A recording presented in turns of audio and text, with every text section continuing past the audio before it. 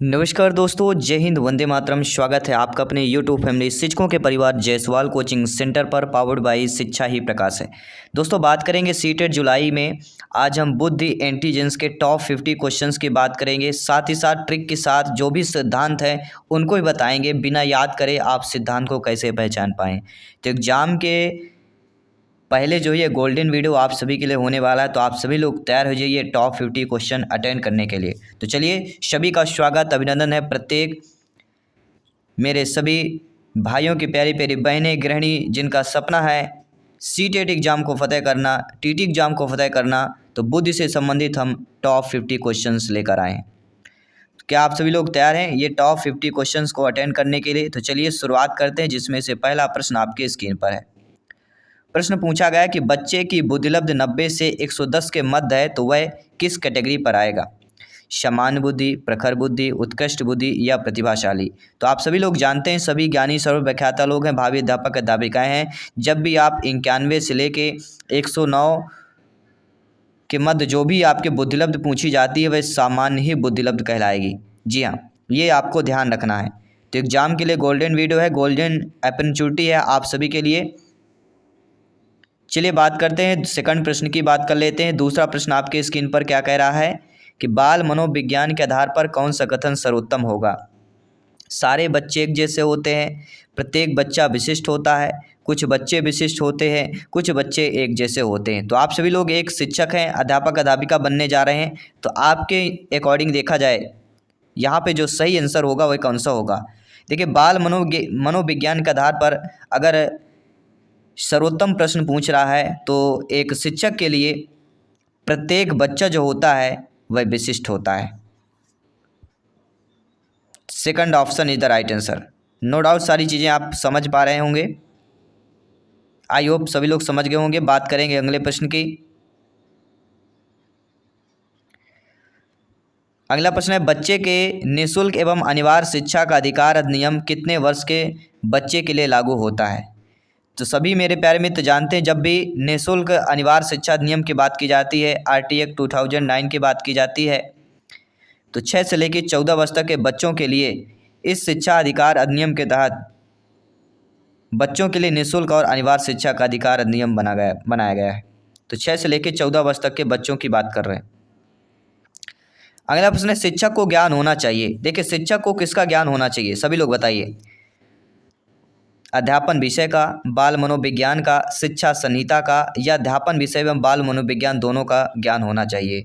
देखिए, शिक्षक को ज्ञान कैसा होना चाहिए? आपका ज्ञान कैसा होना चाहिए? आप स्वयं सोचिए अपने आप में, आपको ज्ञान किसका होना चाहिए? आपको ज्ञान अध्यापन विषय एवं बाल मनोविज्ञान दोनों का होना चाहिए, क्योंकि आप बच्चों को भी पढ़ा रहे हैं और जो विषय पढ़ा रहे हैं उसका भी आपको ज्ञान होना चाहिए।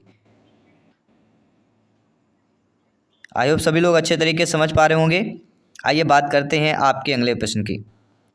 अगला प्रश्न आपकी स्क्रीन पर आ गया है कि एक बच्चे की वृद्धि और विकास के अध्ययन की सर्वाधिक अच्छी विधि कौन सी होती है? देखिए, कोई भी बच्चा होगा, उसके वृद्धि और विकास के सर्वाधिक अध्ययन की अच्छी विधि क्या वह मनोविश्लेषण विधि है, तुलनात्मक विधि है, विकासी विधि है, या सांख्यिकी विधि हो जाएगी? मेरे सभी प्यारे प्यारे मित्रों की प्यारी प्यारी बहनें गृहिणी सभी कमेंट कीजिएगा। यहाँ पे कमेंट बॉक्स बताना है कि टॉप 50 में से आपका स्कोर कितना है, आपका फीडबैक कितना है। तो किसी भी बच्चे की वृद्धि और विकास के अध्ययन की सर्वाधिक जो अच्छी विधि मानी जाती है वह विधि मानी जाती है विकासी विधि, क्योंकि वृद्धि और विकास की बात कर रहे हैं, तो विकासी विधि सबसे बेस्ट हो जाएगी। यहाँ पे किसी भी प्रश्न, किसी भी ऑप्शन पर अगर आपको प्रॉब्लम है, आप लोग कमेंट कर सकते हैं, फीडबैक कर सकते हैं। आइए बात करेंगे अगले प्रश्न की। दोस्तों, समाजीकरण वह प्रक्रिया जिसमें बच्चे और वयस्क सीखते हैं। परिवार से सीखते हैं, विद्यालय से सीखते हैं, साथियों से सीखते हैं, या इन सभी से सीखते हैं? जिनको भी सीटेट एग्जाम को फतेह करना है, टीटी एग्जाम को फतेह करना है, अपनी टीटी फैमिली से जुड़ जाइएगा, क्योंकि ये सारी फ्री ऑफ कॉस्ट क्लासेज जहाँ पे होती हैं, free of cost notes material सबको मिलता है। तो साथ ही साथ इंस्टाग्राम फेसबुक पेज को भी हमारे फॉलो कीजिए और टेलीग्राम ग्रुप से जुड़िए, जहाँ पे आपको ढेर सारे हज़ारों पीडीएफ फाइल आपको वहाँ पे ऑलरेडी अपलोडेड हैं जो आपके लिए है।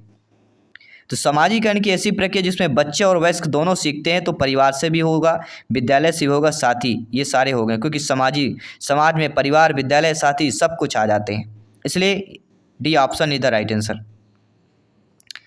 अगला प्रश्न आपकी स्क्रीन पर आ चुका है। गार्डनर ने 7 बुद्धि के अधिमान निर्धारित किए हैं, इनमें से कौन सा नहीं है?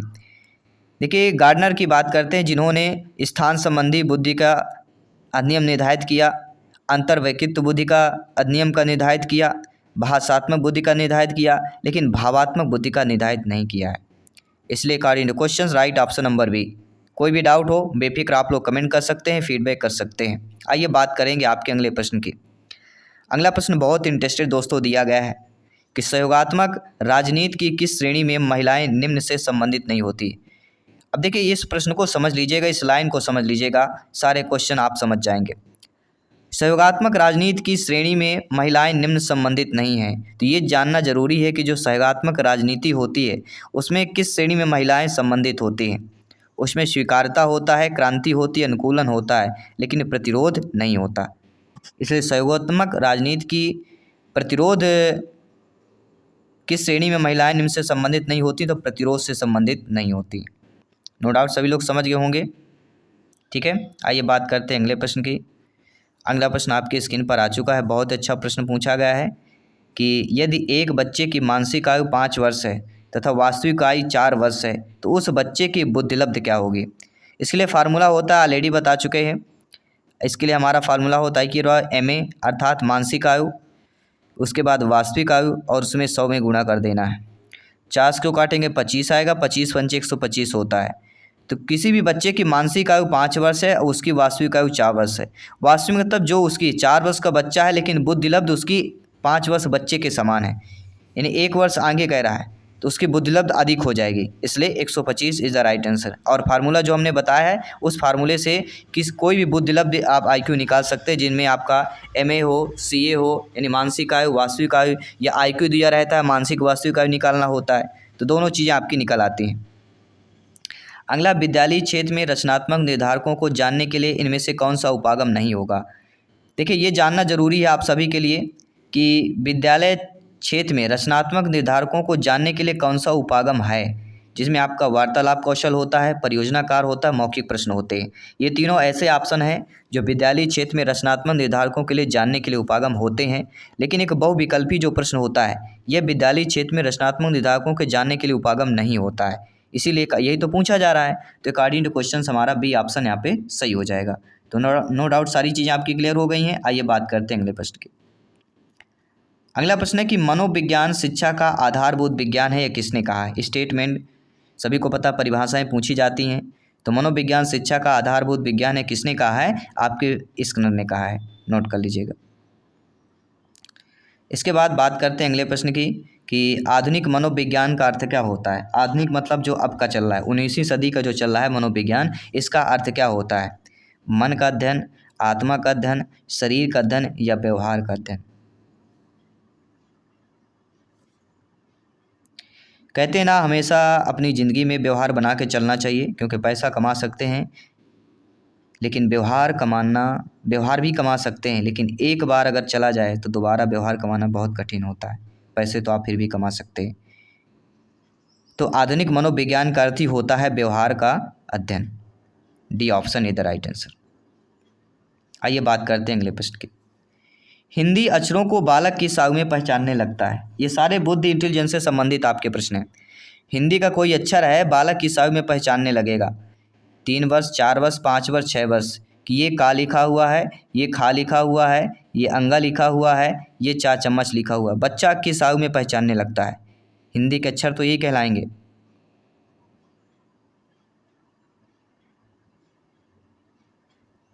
तो बच्चा जब लगभग कह सकते हैं पहली क्लास में जाता है, या लगभग कह सकते हैं 5 वर्ष में बच्चा जो है हिंदी अक्षरों को जो है पहचानने लगता है। आपके अकॉर्डिंग क्या है, आप लोग भी अपना फीडबैक कर सकते हैं, क्योंकि आपका एक एक फीडबैक सर्वोपरि है, सम्मान है। जायसवाल सर आप सभी का अभिनंदन, स्वागत करते हैं। प्रश्न है, बुद्धिलब्ध मापन के जन्मदाता कौन है। क्या वह स्टर्न है, बिने है, टर्मैन है, या इनमें से कोई नहीं। अगर आपको पता है आप लोग भी कमेंट कर सकते हैं। तो बुद्धिलब्ध मापन के हमारे जन्मदाता और कोई नहीं, टर्मैन कहलाते हैं, नोट कर लीजिएगा। आइए बात करते हैं अगले प्रश्न की। अगला प्रश्न है, एलेक्सिया क्या होता है। क्या वह पढ़ने की क्षमता है, लिखने की, सीखने की, सुनने की? ये जो चार अक्षमताएं हैं, चार अक्षमताएं से एक प्रश्न आएगा, अपने दिमाग में नोट कर लीजिएगा एग्जाम में। लेकिन अगर आपका एलेक्सिया पूछा जाता है तो वह एलेक्सिया क्या किससे संबंधित होता है? पढ़ने संबंधी हो जाता है एलेक्सिया। डिस्ग्राफिया होता है लिखने संबंधी हो जाता है। ठीक है, तो ये ऐसी क्वेश्चंस है जो पूछे जाते हैं आपके एग्जाम के, जैसे इंपॉर्टेंट है सारे क्वेश्चंस। अगला है शिक्षा मनोविज्ञान की उत्पत्ति का वर्ष कौन सा माना जाता है? तो लगभग सभी लोग जानते ही होंगे, क्या माना जाता है? 19वें। जी हाँ, शिक्षा मनोविज्ञान की उत्पत्ति का वर्ष 1900 माना जाता है। अगला प्रश्न है दोस्तों, पियाजे जी की औपचारिक संक्रियात्मक अवस्था किस आयु अवधि तक मानी जाती है? देखिए, जीन पियाजे जी ने 4 अवस्थाएं बताई हैं, आप सभी लोग परिचित होंगे। पहली अवस्था होती है जन्म से लेकर 2 वर्ष, ये हमारी प्रथम अवस्था होती है, संवेदी गामक अवस्था कहलाती है। दूसरी पूर्व संक्रियात्मक अवस्था 2 से लेकर 7 वर्ष। तीसरी 7 से लेकर 11 वर्ष मूर्त संक्रियात्मक अवस्था। चौथी होती है अमूर्त या औपचारिक संक्रियात्मक अवस्था। तो औपचारिक संक्रियात्मक अवस्था यानी अमूर्त संक्रियात्मक अवस्था यानी 11 से लेकर 15 वर्ष तक की अवस्था जीन पियाजे जी की चतुर्थ अवस्था की बात करेंगे। दोस्तों, जड़ बुद्धि वाले बालक की बुद्धिलब्ध कितनी होगी? जो बालक होंगे जिनकी बुद्धिलब्ध जड़ बुद्धि कहलाती है, और ऐसे बालकों को किस श्रेणी में रखा जाता है? तो 71 से कम में रखा जाता है। बुद्धिलब्ध जिनकी 71 से कम है, ऐसे बालक को जड़ बुद्धि बोला जाता है या जड़ बुद्धि कैटेगरी पर रखा जाता है। अगला प्रश्न देखिएगा। अगला प्रश्न है, गर्भ में बालक को विकसित होने में कितने दिन लगते हैं? कोई भी बालक है उसको गर्भ में विकसित होने में लगभग कितने दिन लगते हैं? 150, 280, 390 या 460? सभी बताइएगा। तो आप सभी लोग जानते हैं, कोई भी बालक उसको गर्भ में विकसित होना है तो उसके लिए मिनिमम एवरेज जो है 280 डेज, जी हाँ 280 दिन जो है लग जाते हैं। और अगला क्वेश्चन बहुत इंपॉर्टेंट है कि नवजात शिशु का भार कितना होता है? 6, 7, 8, 9 पाउंड में अगर पूछा जाता है तो लगभग एवरेज जितना माना गया है, एवरेज 7 पाउंड माना गया है। जी हाँ, नवजात शिशु का भार एवरेज जो है 7 पाउंड के बराबर माना गया है। अगला प्रश्न है, किस मनोवैज्ञानिक ने अपने 3 वर्षीय पुत्र का अध्ययन किया? क्या वह मनोवैज्ञानिक पेस्टोलॉजी है, वाटसन है, स्टेनले हॉल है या जेम्स स्ले है? अगर आपको पता है बेफिक्र आप लोग कमेंट कर सकते हैं, फीडबैक कर सकते हैं। जयसवाल सर आप सभी का अभिनंदन स्वागत करते हैं। तो जिस मनोवैज्ञानिक ने अपने 3 वर्षीय पुत्र का अध्ययन किया, ऐसे महान मनोवैज्ञानिक आपके पेस्टोलॉजी कहलाते हैं, नोट कर लीजिएगा। अगला ऑप्शन, इनमें से विकसित अवस्था या विकास अवस्था कौन सी कहलाती है? तो विकास की अवस्था क्या वह गुणात्मक है, संख्यात्मक है, निश्चित आयु तक चलने वाली है या शारीरिक अंगों में परिवर्तन का सूचक कहलाता है? तो आप सभी लोग जानते हैं, ज्ञानी सर्वव्याख्याता लोग हैं, कि इनमें से जो विकास की अवस्था हमारी कहला जाती है, विकास की अवस्था हमेशा जो क्या होती है, गुणात्मक रूप में होती है, यह गुणात्मकता कहला जाती है। अगला है बालक का विकास होता है, तो सभी लोग लगभग जानते होंगे, ये प्रश्न इंपॉर्टेंट है। बालक का विकास हमेशा जो है आप सभी लोग जानते हैं सिर से पैर की तरफ होता है। अगर पूछा जाता है बालक का सर्वप्रथम निर्माण किसका होता है? तो बालक का सर्वप्रथम निर्माण सिर ही होता है। इसलिए बालक का विकास सिर से पैर की तरफ हम हमेशा बोलते हैं, और एग्जाम में बोला जाता है, पेडागोजी बाल विकास CDP में भी बोला जाता है। बालक में संस्कारों का प्रारंभ कहाँ से होता है? विद्यालय से, परिवार से, सिनेमाघर से या खेल के मैदान से? बालक में संस्कारों का प्रारंभ कहीं ना कहीं परिवार से ही होता है। परिवार से बच्चा सीखता है बड़ों से कैसे बात करना, ठीक है, अपने घर वालों से कैसे बात करना। अगला प्रश्न है, विकास के संबंध में गलत कथन हम आपको चयन करना है। विकास के संबंध में देखा जाए तो विकास वर्तुलाकार गति होती है, दिशा सिर से पैर की होता है, और विकास एक ऐसी प्रक्रिया है, कौन सी प्रक्रिया है? सार्वभौमिक प्रक्रिया है। लेकिन विकास विशिष्ट से सामान्य की ओर होता है, यह कथन गलत है, क्योंकि विकास सामान्य से विशिष्ट की ओर चलता है। क्योंकि जब बच्चा पैदा हो तो कोई विशिष्ट नहीं होता, वह सामान्य होता है, धीरे धीरे विशिष्टता की ओर जाता है। तो ऐसा कहना कि विकास का जो संबंध है विशेष से सामान्य की ओर है, ये हमारा गलत हो जाएगा। इसलिए according to question first option सही हो जाएगा। अगला प्रश्न देखिएगा और समझिएगा, और आप सभी लोग फीडबैक कीजिएगा कि खेल के मैदान में कौन सा विकास होता है? तो सभी लोग जानते हैं खेल के मैदान में कुछ शारीरिक विकास तो होगा ही होगा, साथ ही साथ मानसिक विकास भी होता है। और इसके साथ बच्चा अकेले तो खेलेगा नहीं, समूह में खेलेगा, इसलिए सामाजिक विकास भी हो जाता है। तो ये सारे ऑप्शन जो दिए गए उपरोक्त सभी, ये हमारे खेल के मैदान में सारे विकास जो है विकसित हो जाते हैं या विकसित होंगे। अगला प्रश्न देखिएगा, गर्भधान काल की अवस्था नहीं है। देखिए, गर्भधान काल की अवस्था हमारी डिंबावस्था कहलाती है, बीजकरण अवस्था कहलाती है, भ्रूणावस्था कहलाता है। लेकिन जो शैशवावस्था होता है ये गर्भाधान काल की अवस्था नहीं होती, ये इसके बाद की अवस्था होती है। जब बच्चा धरती पर आ जाता है, जब बच्चा जो है पैदा हो जाता है, तब के बाद की अवस्था शैशवावस्था कहलाती है। शैशवावस्था, बाल्यावस्था, किशोरावस्था, प्रौढ़ावस्था, ये सारी ऐसी अवस्थाएं हैं और इन सभी अवस्थाओं से भी प्रश्न आने वाला है। जी हाँ, जितने आपके शैशवावस्था, बाल्यावस्था, किशोरावस्था, इन तीनों से प्रश्न इंपॉर्टेंट आने वाले हैं। तो अपने टीटी फैमिली से जुड़े रहिए, प्रिपरेशन को मजबूत कीजिए, बेहतर कीजिए। अगला प्रश्न है कि गर्भ में संतान सर्वाधिक प्रभावित होता है माँ के पोषण से, माँ के टीवी देखने से, आस पड़ोस से या पूर्वजों से। तो कह सकते हैं प्रश्न आपको इजीली लगते होंगे, लेकिन ये सारे प्रश्न रिपीट हो सकते हैं, एक नए तरीके से पूछे जा सकते हैं, कुछ और इसमें मैसेज जोड़ा जा सकता है। तो गर्भ में संतान सर्वाधिक प्रभावित होता है माँ के पोषण से, क्योंकि कहते हैं अगर माँ सुरक्षित तो जच्चा बच्चा दोनों सुरक्षित। यानी माँ जो खाएगी पिएगी वह सारी चीज़ें बच्चे पर असर करती हैं। यह आपने हमेशा कहा होगा, सुना होगा, सारी चीज़ें आप अच्छे तरीके से जानते भी हैं। अगला प्रश्न है, मानव जीवन की मनोभौतिक एकता क्या कहलाती है। मन तथा शरीर का विकास, शरीर तथा हड्डियों का विकास, शरीर तथा हृदय का विकास, आत्मा तथा मांसपेशियों का विकास। देखिए, मानव जीवन यानी हमारे जीवन में मनोभौतिकता एकता क्या कहलाएगी। तो जो हमारी मनोभौतिक एकता होती है उसी को हम क्या बोलते हैं, मन तथा शरीर का विकास। जी हाँ, मानव जीवन की जो मनोभौतिक एकता होती है कि मन तथा शरीर का विकास दोनों होता है, ये भौतिक एकता है।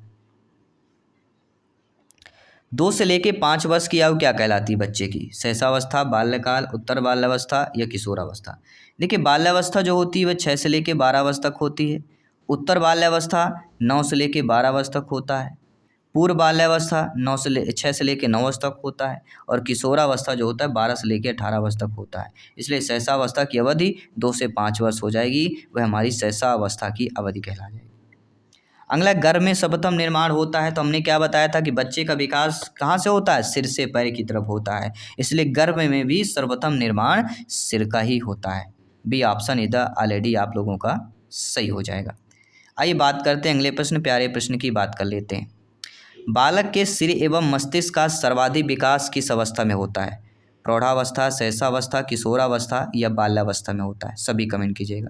तो बालक के सिर एवं मस्तिष्क का सर्वाधिक विकास जो होता है वह आपके शैशवावस्था में होता है। B option is right answer, note कर लीजिएगा। अगला प्रश्न है, जन्म के समय शिशु में कितनी हड्डियां होती हैं। आपने पढ़ा होगा 206 हड्डियां, आपने पढ़ा होगा 270, आपने पढ़ा होगा 220, आपने पढ़ा होगा 230। लेकिन आपने जो सही सुना होगा वह जन्म के समय शिशु की हड्डियां कितनी होती हैं, 270 होती जन्म के समय। अगला प्रश्न देखिएगा। अगला प्रश्न है, बीजावस्था कहा गया है। तो सभी लोग जानते हैं जो हमारा 0 से लेकर 2 सप्ताह का अवस्था होता है वह बीजावस्था का समय कहा जाता है, बीजावस्था उसको बोला जाता है।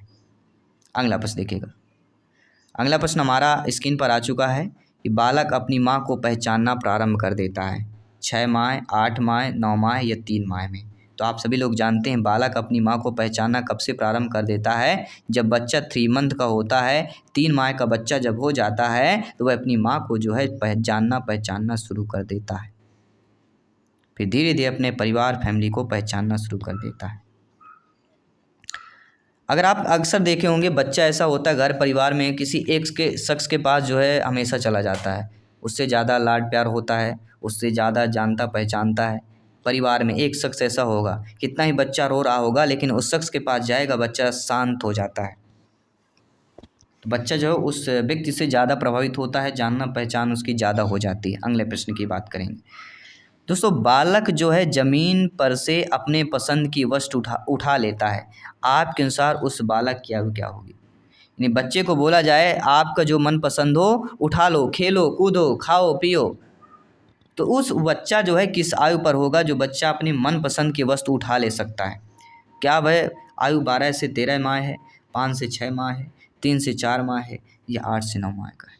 तो अक्सर देखे होंगे बच्चा जब धीरे धीरे खिसकने लगता है, रेंगना शुरू करेगा, खड़ा हो जाएगा दीवार में, किसी वस्तु को पाकर खड़ा हो जाएगा, कुर्सी, मेज, टेबल। लेकिन जब बच्चा धीरे धीरे चलने लगता है तो कहीं ना कहीं बच्चा पहचान, आप बोलेंगे बॉल ले आओ, ये चीज़ लाओ, वो चीज़ लाओ, तो बच्चा पहचान लेता है, ले आता है। तो कह सकते हैं 8 से 9 माह। तो बालक ज़मीन पर से अपने पसंद की वस्तु 8 से 9 माह में उठा लेता है।